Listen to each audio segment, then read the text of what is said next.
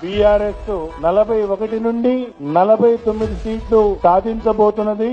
అలాగే కాంగ్రెస్ పార్టీ 58 నుండి 67 స్థానాలను సాధించబోతా ఉన్నది. తెలంగాణ దంగల్లో కాంగ్రెస్ విజయ బావుట ఎగరవేసింది. ఈ 2024 ఎన్నికలకి మరి ముఖ్యంగా ఆంధ్రప్రదేశ్ లో ఉన్నటువంటి ఓటర్లు సామాజిక వర్గాల వారీగా విడిపోయినటువంటి పరిస్థితి కనబడతా ఉంది.